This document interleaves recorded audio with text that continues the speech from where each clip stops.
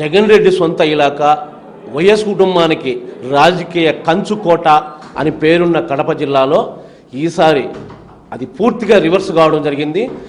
YS కుటుంబానికి కాదు, జగన్ రెడ్డికి కాదు, ఎవరికి ఇది అడ్డా కాదు అనే విధంగా టీడీపీ తేల్చి చెప్పింది. మెజారిటీ సంఖ్యతో కడప జిల్లాలో టీడీపీ ఒక ఊపి తెలుగుదేశం జెండాని జగన్ రెడ్డి కోటల్లో ఆపింది. దీంట్లో భాగంగా 7 ఊరు చేసిన కేవలం 3 సీట్లు సాధించింది వైసీపీ. సో దీంట్లో భాగంగా 7లో కీలకంగా ఉన్న కమలాపురం నియోజకవర్గం అభ్యర్థిగా పుత్తా చైతన్య రెడ్డి 26,000 పైన మెజార్టీ సాధించిన వ్యక్తి. సో ఇక్కడ మన దగ్గర ఉన్నారు. అసలు ఇలాంటి ఊపులో అంత మెజార్టీ సాధించింది చైతన్య రెడ్డి అని చెప్పవచ్చు.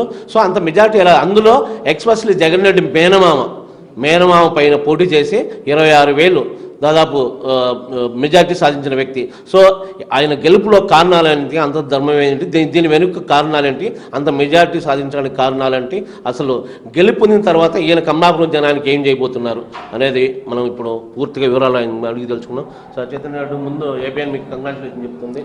Thank you. సో మీ గెలుపు వెనక మీ కమలాపురం నియోజకవర్గ ప్రజలు ఏం చేశారు, ఎంత మెజార్టీ రావడానికి కారణాలేంటి? ముందు నాకింతటి అద్భుత విజయాన్ని అందించిన కమలాపురం నియోజకవర్గ ప్రజలందరికీ కూడా ప్రత్యేక ధన్యవాదాలు తెలియజేస్తా ఉన్నా. మీ మేలు ఎప్పటికీ మరవలేంది. వాళ్ళందరికీ ఎటువంటి సేవలు అందించాలన్నా పూర్తిగా అందిస్తానని చెప్పి మీ ద్వారా కూడా తెలియజేసుకుంటా ఉన్నా. ఇంత మెజారిటీ రావడానికి కారణం ఏమిటంటే, ఒకటి, మా నాన్నగారు చాలా రోజుల నుంచి కష్టపడతా ఉన్నారు. ఎన్ని ఓటములైనా కానీ ఎంత ప్రభుత్వం ఒత్తిడి పెట్టినా కానీ అందరికీ అందుబాటులో ఉండి అన్ని పనులు చేస్తూ ఉన్నాడు. కాబట్టి అది కూడా చాలా ఈ గెలుపుకు పునాది అదే, దాంతోనే వచ్చింది. అలాగే ఈ రాక్షస పాలన అంతమొందించాలని చెప్పేసి జనాలందరూ అనుకున్నారు. కాబట్టి ఈ గెలుపు సాధ్యమైంది. మా నాన్న చేసిన సేవ ఎక్కువ ఉంది కాబట్టి అందరికన్నా కడప జిల్లాలో తెలుగుదేశం మా గెలిచిన వాళ్ళందరికన్నా అత్యధిక మెజారిటీ కమలాపురంలోనే వచ్చింది. మా ప్రజలకు ఏమేం చేయాలని అనుకున్నానంటే, ఇంత ముందు కూడా చెప్పాను, అదే దాని మీద ఉంటాను. సాగునీరు, తాగునీరు మొదటి ప్రాధాన్యత. 2, ఇండస్ట్రియలైజేషన్. ఈ రెండింటి మీద ప్రాధాన్యత ఎక్కువ ఉంటుంది. కమలాపురం టౌన్ డెవలప్మెంట్ ఇవన్నీ ఉంటాయి. రూరల్ డెవలప్మెంట్ ఇవన్నీ ఇంతకుముందు కూడా చేసాం, దాని తగ్గట్టుగానే చేస్తూ ఉంటాం. ఇండస్ట్రీస్ తీసుకురావడం ఇంపార్టెంట్, అవి తీసుకురావడానికి అన్ని ప్రయత్నాలు చేస్తాం. సాగునీరుకు మనకు అవకాశం ఉన్న దగ్గర పంట కాలువలు తవ్వి, రిజర్వాయర్లు ఉంది కాబట్టి దాని దగ్గర నుంచి పంట కాలువలు తవ్వించి నీళ్ళు అందించడం, ఈ 2 బాధ్యతలు నేను తీసుకుంటా అని చెప్పాను ముందు కూడా. దాని మీద ప్రయత్నం చేసి పోరాడైనా నేను తీసుకొస్తాను అని చెప్పి అందరికీ తెలియజేస్తాను. కమలాపురం నియోజకవర్గంలో పుత్తా కుటుంబం అంటే రాజకీయాలకి కొత్త ఏం కాదు, కానీ మీరు కొత్త, తొలిసారిగా రాజకీయాల్లోకి వచ్చారు. పుత్తా నరసింహారెడ్డి అనే వ్యక్తి రాజకీయాల్లో బాగా రాణించాడు. కాకపోతే జనం అంత గెలుపుకోవటంలో విషయాలు పక్కన పెడితే ఆయనైతే సేవకులుగా పనిచేశారు. మీరు ఎలా ప్రజలకు సేవకులుగా ఉండి చేయగలరు అనేది? ఆయన స్ఫూర్తితో, ఆయన సేవలు అందించినంత, ఆయన మార్గదర్శకాలతో ఖచ్చితంగా సేవలు అందించడానికి ఎల్లవేళ రెడీగా ఉంటాను. ఆయన ఎంతవరకు అయితే చేశారో అంతకన్నా ఎక్కువ కూడా అందరికీ సేవ చేయడానికి ప్రయత్నం చేస్తాను. నేను ఖచ్చితంగా అందుబాటులో అందరికీ ఉంటాను.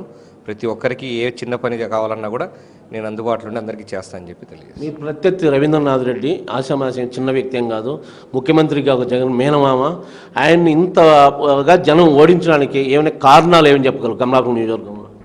ఇది ముఖ్యమంత్రి మేనమామ అనే దానికన్నా ఆయన ఏ రోజు నాకు ఓటేయలేదు, నాకు జగన్కే ఓటేయని అడిగాడు.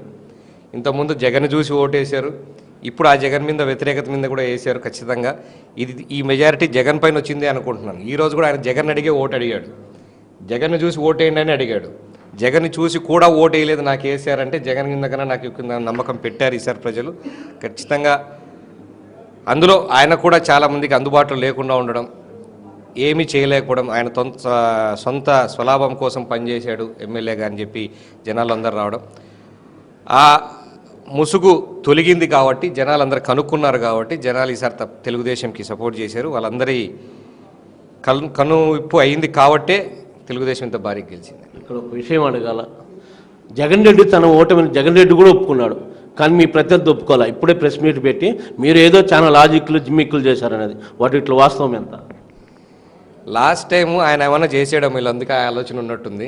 లాస్ట్ టైం వాళ్ళందరూ ఇట్లా ట్యాంపరింగ్ చేసేమన్నా వాళ్ళు గెలిచారేమో, అందుకని ఎందుకంటే లాస్ట్ టైం కూడా గెలిచే అంత కనిపించలేదు మా గ్రౌండ్లో, కానీ గెలిచారు. దాన్ని గౌరవంగా యాక్సెప్ట్ చేయాలి. వాళ్ళ నాయకుడే యాక్సెప్ట్ చేశాడు. వాళ్ళ నాయకుడే ఎందుకు రాలేదో మేము పరీక్షించుకుంటాం, మేము మళ్ళీ దాని మీద పరిశీలించుకుంటామని చెప్పారు. అలాంటిది ఈయన డైజెస్ట్ చేసుకోలేక ఒక పెద్ద మంచి తరహాల లేకుండా ఏదో నెపం చంద్రబాబు నాయుడు ఇంతకుముందు వేసిందంతే, ఈ రోజుకి చెప్తున్నా ఆయనగా ఎప్పుడూ గెలవలేదు, ఇక మీదట కూడా ఆయనగా రాలేడు, గెలవలేడు.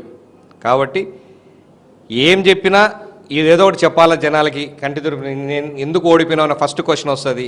నీకే ఎందుకు అత్యధికంగా తక్కువ మెజారిటీ వచ్చి అంటే ఎక్కువ మెజారిటీ ఎందుకు ఓడిపోయాని అడుగుతారని క్వశ్చన్ వస్తుంది. కాబట్టి ముందే ఆయన ఈవీఎం ట్యాంపరింగ్ అని చెప్పాడు. ప్రాబుల్లీ లాస్ట్ టైం ఆయన చేసి ఉండొచ్చు కాబట్టి ఆయనకు ఆలోచన వచ్చి ఉంటుంది. మాకైతే అలాంటిది ఏం లేదు. జనాలు ఓట్లు వేసారు, గెలిచారు.